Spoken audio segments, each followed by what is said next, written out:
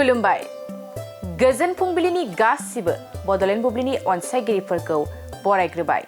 दिनै 10 मे शुक्रबारनि फानजामुथिखौ फरायथिनो लादों आं खिलिखां ब्रह्मआ। फानजामुथिनि गिबियाव दं मेष राशि।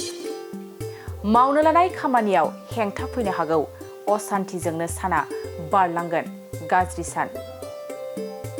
वृष राशि। सावस्रिया जोबोरैनो मोजां जागोन, सुखु गोजोनै थानो हागोन, मोजां सान। मिथुन राशि। माबा मोनसे जाहोननि थाखाय गोसोआ खामखांनो हागौ, गोसोखौ उसाव बादाव मोनगोन, गाज्रि सान। कर्कट राशि। खैफोदनिफ्राय रैखा मोननो हागोन, गोदान लामा मोनगोन, मोजां सान जागोन। सिंह राशि। गोरोन्थि हाबा मावफ्लांनो हागौ, बयनिबो नोजोराव गोग्लैगोन, गाज्रि सान। कन्या राशि।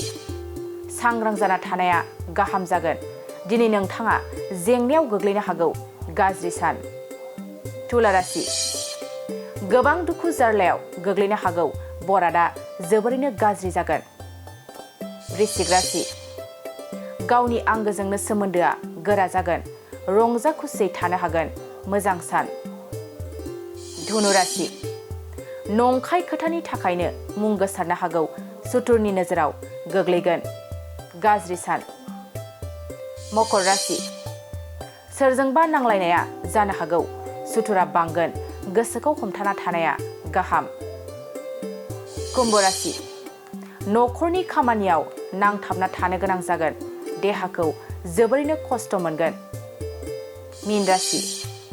माबा मोनसे हाबा मावनो लानायाव थुलुंगानाय मोनगोन, गोसोखौ गोरा मोनगोन, मोजां सान। दिनै सानसेनि राशि फरायथिनायाबो एसेनोसै।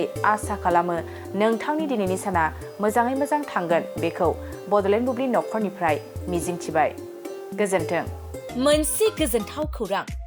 नोंथाङा नोंथांनि न'खौ समायना रमायना जोंख्लाब माख्लाब खालामनो गोसो दं नामा? थारैनो नोंथाङा नोंथांनि न'खौ समायना रमायना साजायनो गोसो दंब्ला नोंथांमोननि थाखाय बिजनेस बेन्स प्रडाक्ट्स कम्पानिया गोजोनथाव खौरां लानानै फैदों। गोदान बोसोर रंजालि बैसागु फोरबोजों लोब्बा लाखिनानै बेन्स प्रडाक्ट्स कम्पानिया नोंथांमोननि थाखाय अफार होनाय जादों। चिरां जिल्ला बेंटल गेट 27 राजा लामानि एबा सिबिथाय लामानि साखाथियाव नोंथांनि न'खौ समायना रमायना खालामनो गोसो जानाय रायजो राजाफोरनि थाखाय बिजनेस बेन्स प्रडाक्ट्सआ लानानै फैदों गोजोनथाव खौरां। पलिग्रेनाइट, WPC एबा PVC, wooden flooring, wallpaper, steel roofing, soffit ceiling बायदि गाबनि न' साजायग्रा खम बेसेनावनो नोंथांमोना बायनानै लांफैनो हागोन। बेनि अनगायैबो नोंथाङा गोबां बाथ्रा मिथिनो थाखाय नैबे 8474015053 जानबुं नम्बरनि गेजेरजों नोंथाङा फन खालामनानै मिथिनो हागोन।